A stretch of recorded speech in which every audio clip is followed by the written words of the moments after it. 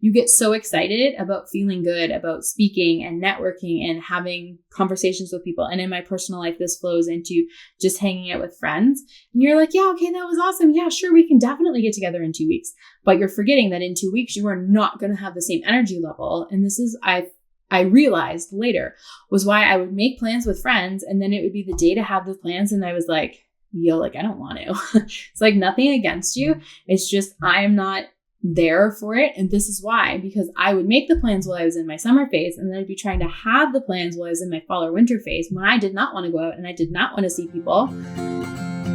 Welcome to Go Get Great, the podcast for aspiring entrepreneurs and ambitious small business owners. I'm your host, Brittany, owner of Brittany Miller Socials and mother of 3. Go Get Great is all about helping you make life and business work together. You'll learn about the fumbles that helped get me and my guests to where we are today so you don't have to make them. So come join the journey with Go Get Great. Do you ever wake up one morning and you're like, I have all these things that I need to do today and I want to do absolutely none of them. You just want to like sit on the couch, rest, relax, take it easy, and just have a chill day. Well, chances are if you've experienced this, and I know we all have at least once or twice, you're in your menstrual phase, and that's exactly what you should be doing. But the problem is society has conditioned us that it is not okay to rest. So today, a little bit of a weird introduction, I know, but today I really want to talk about how to run your business in a cyclical fashion. So this episode is going to apply more specifically for female entrepreneurs than it will for men. If you're a man listening to this, by all means, please continue. You'll still learn lots, especially if you have female counterparts that you work with. But I would also recommend that you check out episode 3 because there will be more relevant male information in that one for you to listen to. So if you have never really heard of cyclical business activities, basically what that means is that women are fundamentally designed differently. You're like, yeah, okay, Brittany, we knew that. But I mean, aside from biology, our internal clock and our motivation is different than men's, and our awareness of the world and expectations that have been placed upon us have been crafted for a male motivation system. And that's why sometimes as women, we really struggle to fit in the workforce or to even run our business because we often tend to bring some of those habits in with us. So after I had this fantastic conversation with Emma Kate York in episode 3, if you haven't checked it out, highly recommend listening to it. I will link it in the show notes for you. I've made some adjustments in my business, and you guys, I cannot tell you how big of an impact this has had on me. Like, absolutely incredible. I highly recommend this for everyone. Like I said, everyone that is a woman in business. So I do hope that you'll continue listening to today's episode to learn what I'm going to be sharing with you. So I just want to preface this that I am not in any way a hormone, cycle, menstrual coach. That is what Emma Kate does. That is why I had her on as a guest in my podcast. But I'm taking her experience and I have applied it to my business. And today I'm going to be sharing my real world application of that experience. So this is in no way meant to supplement or replace medical advice. All right. Now that we've covered our butt on that one. So I want to start by talking about the fact that there are 4 different phases to your menstrual cycle. So I'll use their technical terms at first, but that's typically not how I relate to them, and I'll use their colloquial names after. So the first phase, I typically like to start with the follicular phase, which is in what I like to call colloquial terms, spring. So it's your spring phase. You also have your ovulation phase, which is your summer phase. You have your fall phase, which is also called the luteal phase. And then you have your winter phase, which is the menstrual phase. So each of those phases come with different motivations. And there are different business activities that you can do to leverage the energy that you have in each of those phases to get more done in your business without it feeling like it's a constant grind and uphill battle for you, which I know was something that I experienced for a while and I didn't really understand why. Also, each of these phases is a different length. So I just want to throw that out there now because we're not taking a calendar month and dividing it equally by 4. But as a woman, you are very familiar with your menstrual phase, and these are the actual phases of them. I just didn't know that there were associated motivations with them. But once I learned about it, I was like, oh man, that makes so much sense. So much sense. So we'll start with the follicular phase, aka spring. So this is typically about 8 days in length. And I know every woman's cycle is a little bit different, so this may vary a little bit for you. But in general, it's about 7 to 8 days. And this phase is really great for starting new projects. You could be launching a new service, a new lead magnet. You could be starting collaborations, inventing new products. This is where you are fantastic doing brainstorming and planning. You have really, really big ideas. And now's the time when you actually start working on those ideas and bringing them to life. Oftentimes the ideas actually originate in other phases, but this is when you're actually going to start working on them. So the concept of sleep on it, I feel like comes from this for women, because we do need to sleep on it. And there's a certain time of the month, aka our follicular or spring phase, where it makes the most sense for us to start those projects, because that's when we are most energized and enthusiastic about it. So in and along the brainstorming and planning, this is a really great time to do strategic thought, CEO level work in your business. It's also a great time to do research to support any of the new projects that you're working on. So like high level, this is when I'm doing like my strategy stuff. I also sometimes include less CEO level stuff, but still in the realm of planning. I'll do a lot of my content planning in this phase. So as a marketer and a marketing based business, a lot of the activities that I'm going to mention in these different seasons are marketing focused. That's not to say that there aren't other activities in your business that you could be doing in some of these phases. They're just not ones that I typically do in my own business. So if you're curious after, you're welcome to send me a DM and be like, oh, what about this? Where would that go? And I will happily try my best to help you figure out a great place for that. So in addition to starting new projects, if there's nothing new in your business that you need to be starting, and I'm not saying that every month or every cycle you need to have something new, because that is not the case. This could be a great time to consider doing activities that fall in the realm of marketing, like pitching to be guests on podcasts or to do guest blog features, or if you're interested in doing speaking gigs, but putting yourself out there. So sending those initial communications to start those conversations, that's, new project energy, because it is a new connection that you're trying to make with people. If you're also a business that does like cold calls or cold emails, this would be a great time for you to work on that, because you're going to be most motivated and excited to actually do that kind of work. And I wanted to come back to, you don't always have to create new things. But I have found that spring is also a really great season for me to revisit existing things in my business. So I did a refresh of my course Profile to Profit a couple months ago before I relaunched it again this year. And I started kind of in my spring phase. And what I went through was and just like reviewed everything in the course, because it was kind of a new project. It was a refresh of something existing, but it was still like new project energy for me. So that's a great way for you to leverage and capitalize on that, because as business owners, we should be going back through our business and making sure that everything is still in line with kind of where we are in business, because things change. I've got a laundry list of things that I need to go back and redo in my business, like my new podcast intro, because this one still says I have 3 children and we are 4 and then some in the way of kids right now. I shared a story about that the other day. It's actually been recorded. I just need to revisit my spring energy and finish redoing the music that goes along with it. To actually get published. Anyway, and also going to update my About page, because same thing, I have more than 3 kids now. So going back and revisiting things like your website or social media content, things like highlights, courses if they need refreshing, lead magnets, email sequences. Spring is a fantastic time to kind of tackle some of those projects while you have the energy and ambition to do something quote unquote new, even if it isn't truly like brand new in your business. It's also a great time to revisit projects that you've started before and didn't finish. So I find that spring tends to be also when I come back to some of those things. So like the quiz that I've been working on, or like my email marketing course, every couple cycles I'll be like, oh yeah, I should really keep working on that again. And I'll do it for a little bit in spring, and then it kind of fizzles out later in the cycle. So that's kind of what spring is like for me. This is kind of like my start plant the seeds, which is very relevant to the fact that it is season-based because spring is when you do your planting. So that's probably why they go by seasons, because the analogies just make so much sense. Okay.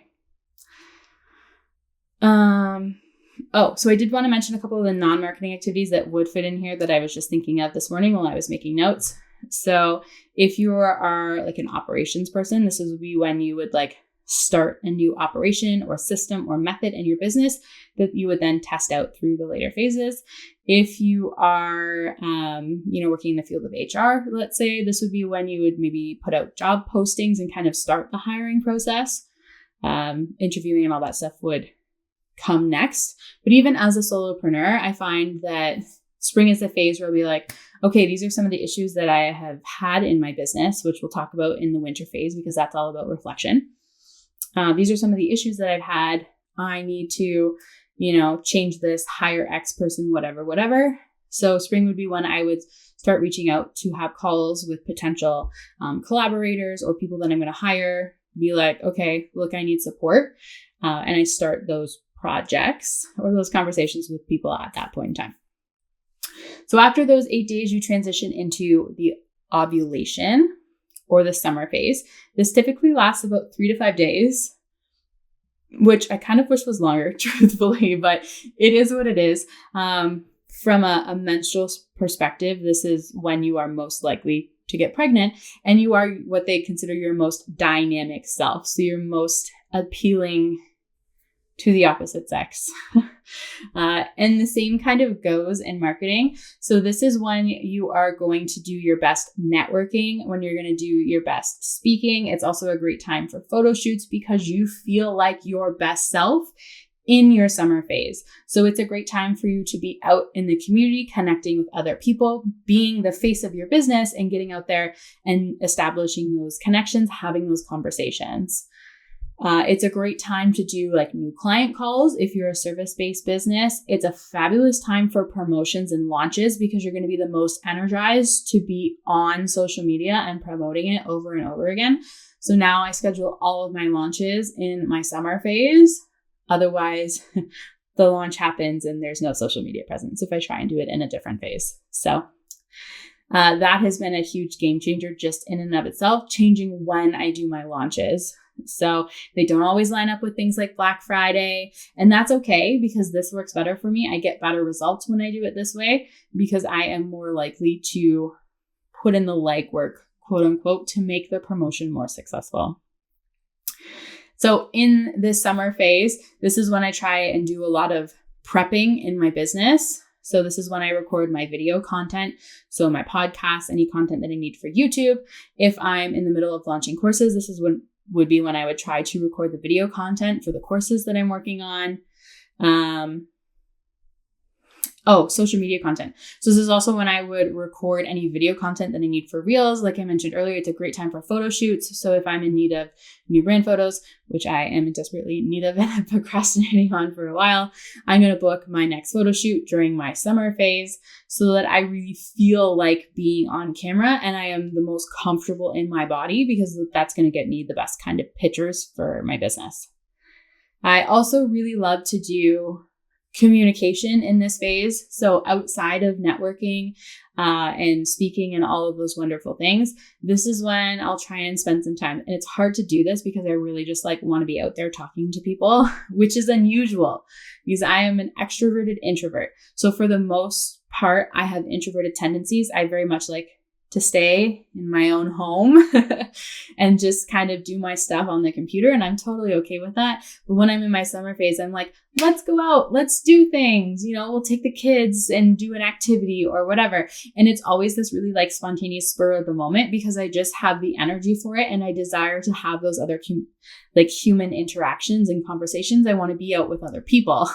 And I'm learning this now and I start to plan those things and be like, okay, well, this would be a great weekend for us to go and do whatever, because I'm going to feel motivated for it. So I also try and dedicate a few hours at some point during those 3 to 5 days to sit down and do my written communications. So things like email blasts, email sequences, writing that I'm doing. And I'll try and put it in there too, because I find that I am my most I'm going to put funny in air quotes here, my most funny and authentic self when I'm writing in this phase. It's also the phase where I'm least likely to experience imposter syndrome. So it's a great time for me to kind of capitalize on that and do things that might be a little bit outside of my comfort zone, which works really well because networking is definitely outside of my comfort zone. And so are things like public speaking. So I love when I can align those activities with that phase because it feels less scary. So this is, like I said, the go out and mingle phase. Non-marketing activities that I like to do in this phase, or that could be done in this phase rather, again, for operations, this would be when you'd be testing the new operation or procedure that you implemented in your spring phase. For things like HR, kind of other communication related things, this would be when you would be doing interviews with potential prospects, or if you're meeting with potential collaborators, coaches, all of those things. But basically, you want to try and have all of your conversations in this time frame, or as many as you can. So at the end of this 3 to 5 day window, like I said, I wish it was longer because there's like so much communication that we do as business owners. It would be great if we felt more like communicating. And maybe someone who's extroverted would have a different experience with this. But as someone that is introverted, I very much like being in my summer phase when it gives me the confidence and kind of empowers me more to do some of those things, because those are really big needle movers in your business.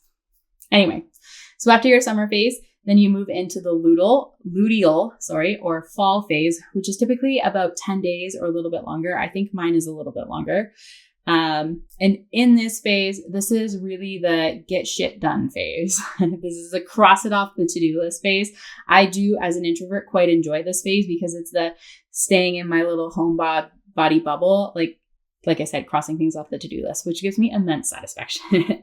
So I'm glad that this is a little bit of a longer phase because my to-do lists are always epically lengthy in a bad way, but so this is where I'll do a lot of things in terms of marketing, like caption writing and just compiling. So I'll do a lot of my graphic design. So things like actually building the lead magnets, putting the visuals together for courses, creating static images or carousel posts to go with the content or captions that I brainstormed in the spring phase. Anything that didn't get filmed in the summer phase then gets typically transitioned to another type of content, so I don't have to film again. And I do all of that planning and prep here. You can actually do your scheduling in this phase too, if you'd like. So this is kind of where you wrap up and summarize the majority of your online digital marketing.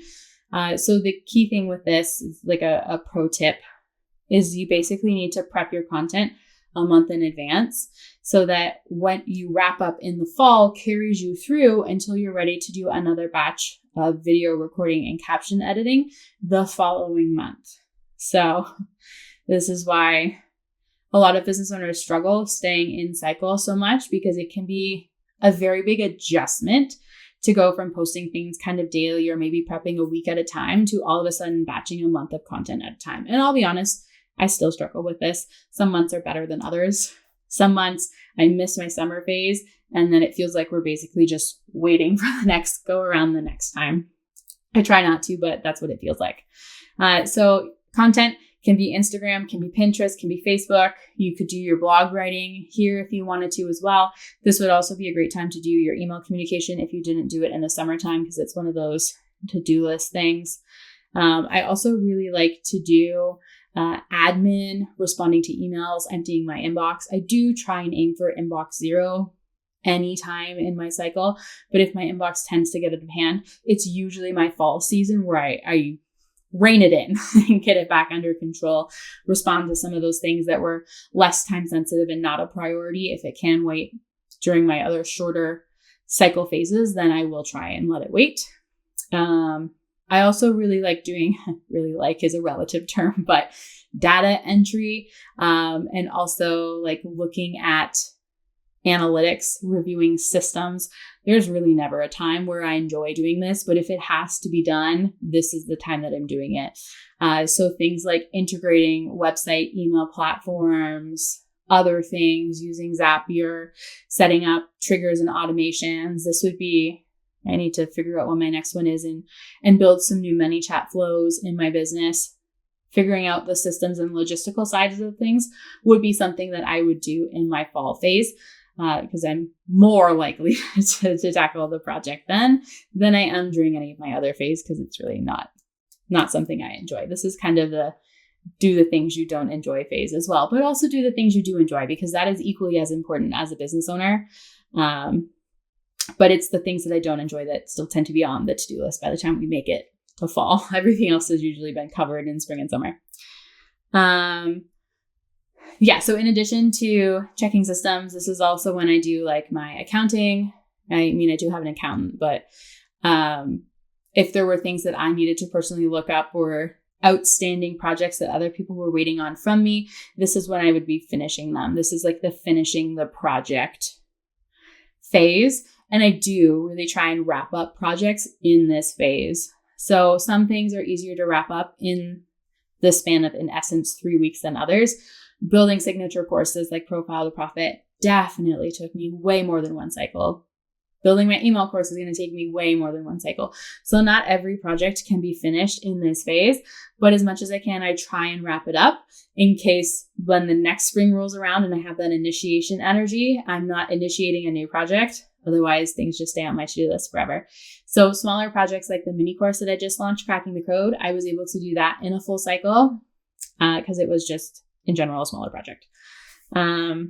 This is also when I would really love to do all of my client work. If I could just have a week out of the month where I did all of my client work, that would be chef's kiss. And we'll talk about tips and tricks later, but like one of the big things that I'm going to share is to give yourself grace, because as much as I could know that my best time to do client work is that week, the reality of the situation in the world in general is that you typically can't just do work in 1 week. You got to do it in all of them. So just keep that in mind. But if you can plan to have a few days where you do the bulk of client work, especially if you're on like contract base, or if you do more like one-off projects, like let's say VIP days, I would try and plan my VIP days during my fall phase, where I'm going to be excited to kind of cross that off the list. So you like have a discovery call with a new client in the spring, or you like reach out to book them. You'd have the conversation with them in the summer, and then you would schedule them for the fall. That would be kind of the ideal flow to like chop the client onboarding to offboarding process in half, to do the client work, like I said, in the fall. So coming back to operations phases in the fall, this would be where you'd be tweaking and adjusting. So you want to make some changes for anything like that didn't work in the earlier phases. In terms of like HR stuff, this would be when you would be, doing paperwork, or as a service-based provider, if you hired someone to do work for you, this would likely be when I'd be filling out the onboarding forms and making sure that all of the I's are dotted and the T's are crossed, and like everything is just compiled, organized, and sent off to the right people at the right time. And just like as a personal note, I like to have, I kind of have CEO days in my business, 1.5 days a week, 1 day a week. So I do CEO days, which basically means that I try not to have client meetings and I try not to do client work on Monday. And Monday is like my prep day for my own business as much as possible. So I like to do that weekly so that I'm always making sure I'm sending my emails, posting my podcast, getting some version of social media content out, et cetera, et cetera. And then once a quarter, I like to have a CEO week, which is like an entire week where I don't do client meetings. I also try not to book too many personal appointments, but it's like an uninterrupted week for me to really reflect, focus, get things done, set intentions, etc. So I kind of try and compress the whole cycle into a week-long phase. And I try and split that over a little bit of my fall phase and a little bit of my winter phase. So we do a little bit of get shit done. And then I would move into my menstrual or winter phase, which is typically 3 to 5 days. This is usually when you bleed as a woman. And the winter is really great for rest. So it's a great time to actually slow down and rest, literally take time off, do nothing. And I say this with a laugh because I am the worst person at resting. Like, I understand how important it is, but I just can't unless I like really, really force myself to, or unless I get to the point where my body's like, oh, and by the way, we're sick now. They're like, oh, okay, so you're telling me I needed to rest and I wasn't listening. All right, here we go. We're going to lie on the couch for 3 days to get over this flu. So rest is really, really important, and you should be resting. And that includes resting in your business. So this would be a great time to not have client meetings, hence why it's a great time to do a CEO week and to really stop and reflect, turn inward. So things like journaling prompts, meditation, these are all great activities to do in your winter phase because it's going to help you gain clarity and really focus your business direction going forward. So I really like to think about what went well, what didn't. So this works really well for launch debriefs too. I'll plan my launch debriefs during this phase. Are you on track? The goals you set for the week, the month, the quarter, the year? If not, what needs to be adjusted?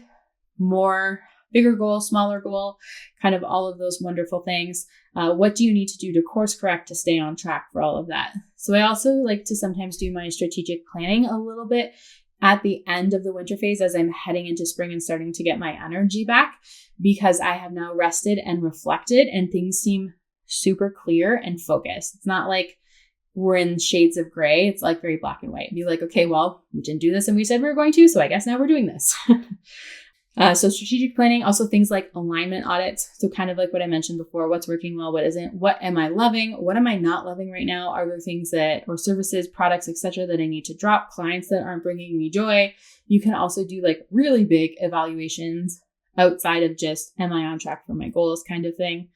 And sometimes I'll also do the reviewing. So in the fall, I do like the data gathering. And in the winter, when I'm doing my reflecting, I'll be like, okay, so this is a thought that came up while I was resting and thinking. Let's go back and look at the data and see if it makes sense. Like, does that match the assumption or the light bulb moment that I've just had? Can I support this thought, theory, etc., with concrete numbers? So often these are like the hard truth moments, especially when it comes to things like financials, when I'm looking at that stuff. But I'll also go back and review data in terms of like social media statistics for my content to see how my content is performing. I'll look at email marketing stats and kind of see how all of that is going.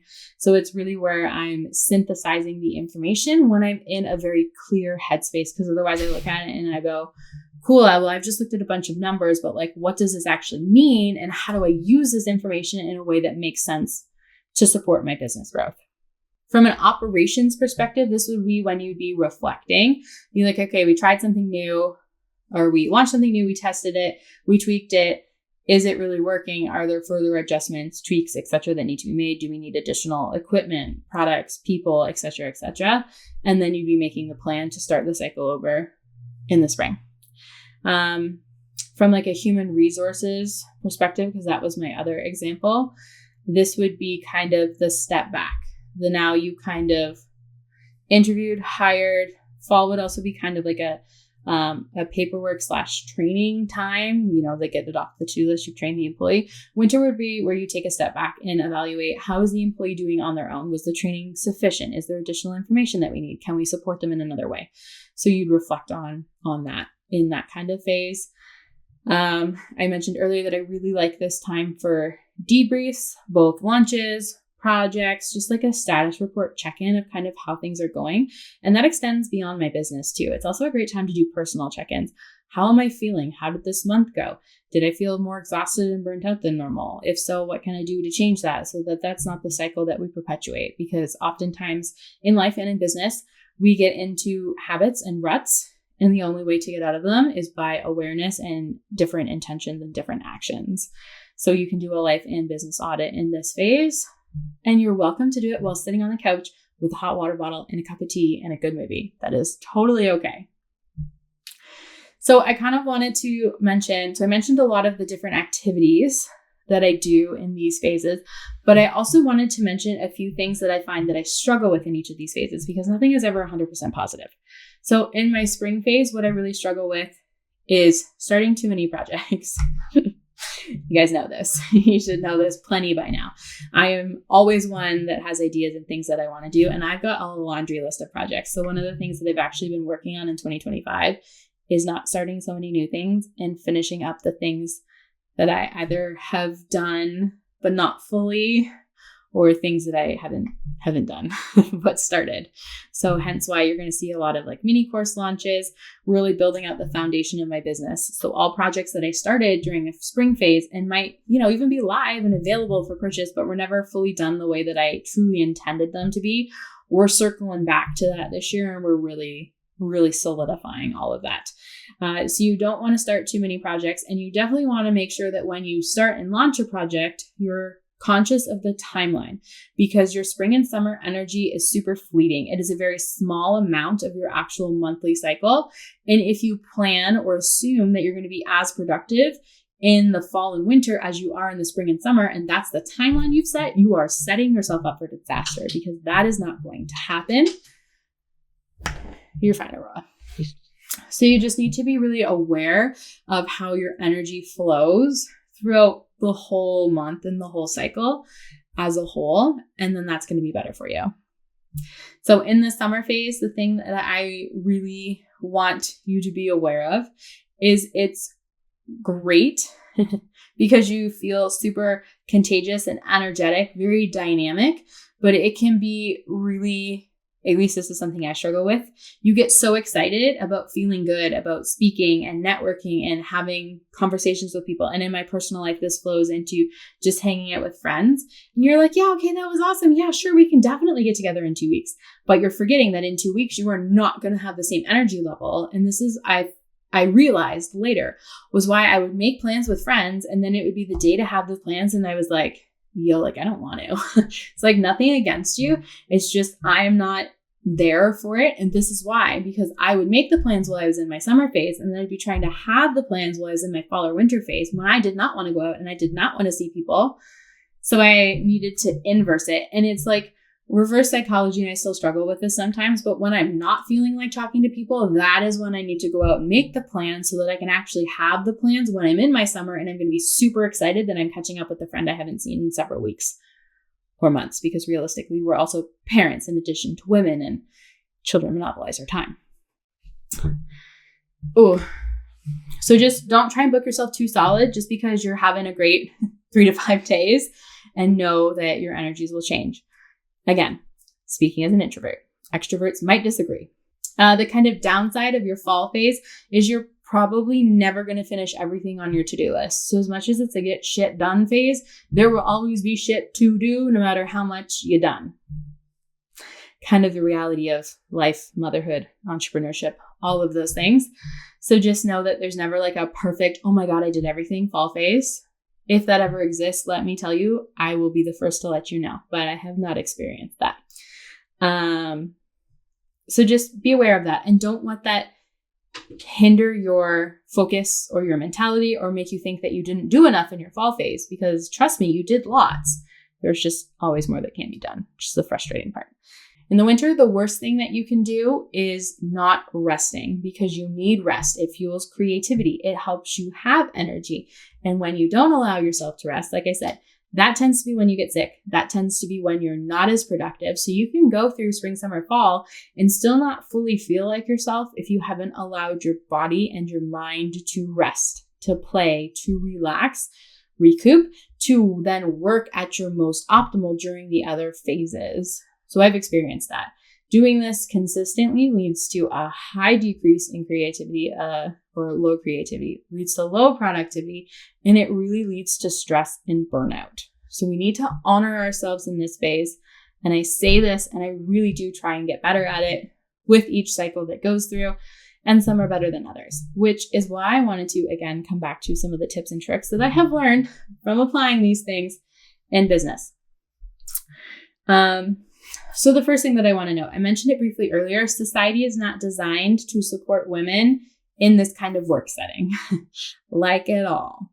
So it's great if we're entrepreneurs and we have a little bit more control over our schedule, but if you're still working a traditional 9 to 5, obviously you're not going to be like, yo, I'm taking 3 days off every month. That's probably not going to be socially acceptable in the workplace and might cause other issues for you. But even within that, 9 to 5 work days are structured to support a male cyclical nature. So Emma will likely explain this better in episode 3 than I will, but basically men go through their seasons in a 24-hour cycle instead of us that go through it over a 28-day period. So they get up in the morning, it's their spring energy, they're really excited. This is a great time for them to come to work and start and tackle new projects. Then you kind of move towards lunchtime, and then that's their summer phase. That's when they want to go out and socialize, be dynamic. It's a great time to have meetings. Then in the later afternoon, they move into the fall phase. That's when it's a great time for them to be back in the office, getting things done, supporting whatever it is that they're working on at any period of time. Sometimes, depending on the person, sometimes summer fades into the after work hours and people go out, have a drink at the bar. That's their socializing time. That's the end of their summer into the fall. Some people will have more fall and they'll come home and they'll do things around the house. They may not have the desire to go out and socialize, have a beer after work every day. They might have a beer when they come home, but they come home, they typically do things around the house. And then they really just want to sit there and relax and watch TV because then they've entered their winter phase, which can be frustrating I don't think Grayson really does this as much. But as a woman, especially if you have children, your children are usually super hyper by the time bedtime rolls around. And the last thing you want is your partner sitting their ass down on the couch to watch TV for the rest of the night because you also want a break. So I really hope that is not something you experience, but that's kind of the traditional housewife story that we were used to hearing. That would be what the men would do. And that was why the women were responsible for the kids, because the men would come home and watch TV after a long day's work, because that was supported by their 24-hour circadian rhythm internal clock thing, whereas women are not like that, which is why we typically, traditionally, past tense, did not succeed in the workforce because we can't do that. That's not how we're biologically designed. So really important is that this whole process is a super slow burn because it takes a lot of time to rewire our own internal, I'm not gonna say internal clock, but our own internal ingrained habits that we are just so used to. Because newsflash, school also designed to support a male clock, not a female's clock. You go to school, you have your lessons, you do your lunch, etc., etc. Well, it's not fabulous for women either. So we start at a very young age to have these habits ingrained for us that do not support our female nature, which is really unfortunate when you think about it. But just don't be too hard on yourself. If you're cool, I want to do this, and then you go out and try and do it, it's probably not going to work right away. I've been working on this for, I guess, 2 years now, since my podcast is 2 years old, since Emma was one of the first few guests that I have on. And I definitely still have months that are not cyclically aligned. And then I have some that are pretty decent. So a lot of it depends on things that are going on in your life, external factors in your business. You don't plan when networking events are, you just kind of have to show up. Otherwise you don't get the opportunity to go. You can't be no, I really think that this needs to be 4 days from now. We're going to move it. Unless of course you're coordinating the networking event, in which case, please by all means, go ahead and do that.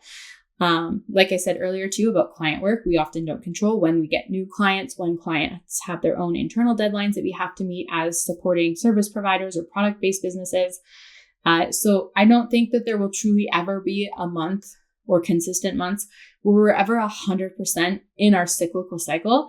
But I think that even if we can do little things here and there to support ourselves along the way, that baby steps will help us get better overall. So like I said, my CEO Mondays are a new thing.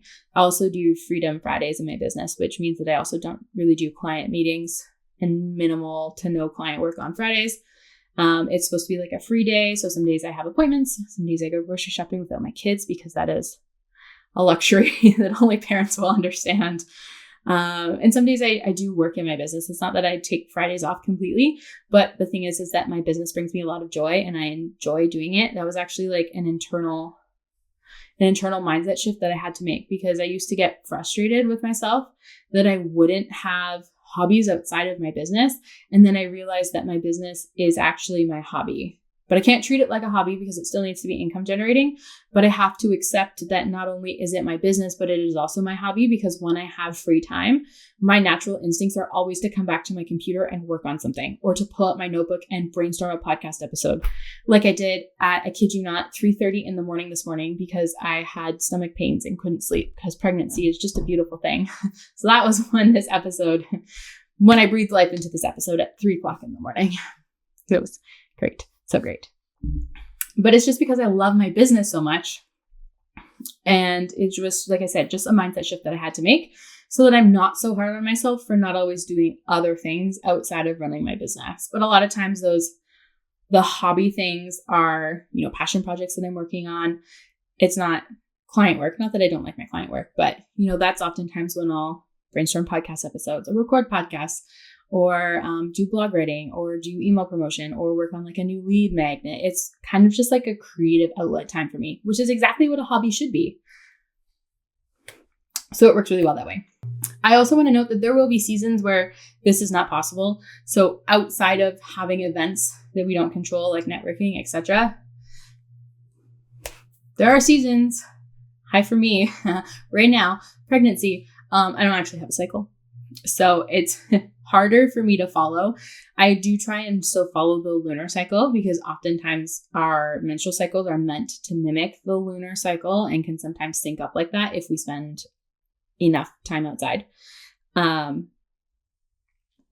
So I try and follow that, but there are definitely days where it'll be like, you're in your spring, and I'll be like, nah, it's a fall day. Like, it's a hardcore fall day and we're just getting stuff done. Or it'll be like, oh, summer, supposed to be in summer and I want to be in winter. So I feel like there's just there obviously are a lot of changes going on in my body during pregnancy. So it doesn't fully align.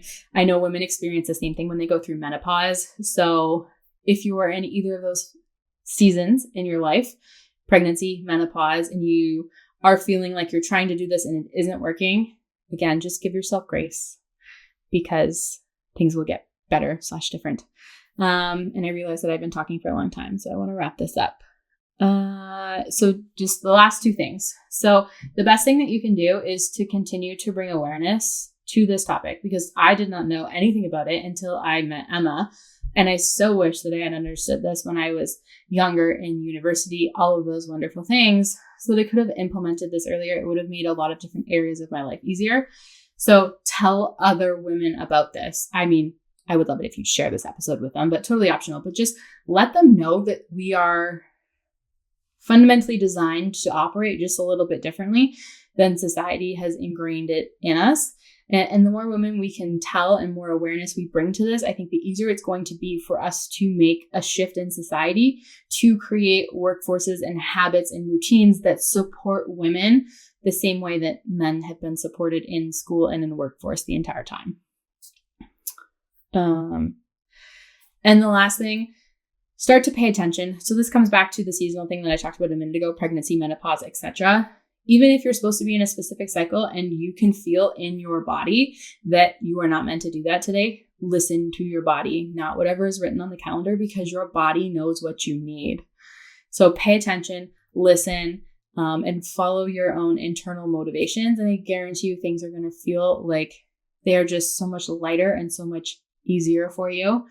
And that's just what I've learned over implementing this for the last 2 years. So I really hope that you found this episode incredibly helpful. I would love it if you'd send me a DM on Instagram or an email and let me know what your takeaways from this episode were. This is kind of a topic that's a little bit outside of some of the stuff that I usually talk about, although it is technically business related. And I'd love to know if you want to hear more about this. But truthfully, although really not related to business, it has impacted, like I said, my business exponentially over the last 2 years doing these activities. So again, it comes back to why life and business are so integrated. So thank you guys so much for listening to this episode of the Go Get Great podcast. I will see you again next week. Thank you so much for tuning in to Go Get Great. I hope you found some useful tips and tricks that can help you make life and business work together. If what I said resonates with you, please share it on social media, and don't forget to tag at Brittany Miller Socials so that I can celebrate you for taking those first steps towards achieving greatness. Remember, success doesn't happen overnight. It takes dedication, hard work, and a lot of spirit. So don't be afraid to dream big and go after what you want. Keep striving for greatness. You get closer with every step forward, no matter how small they may seem. Until next time, go get great.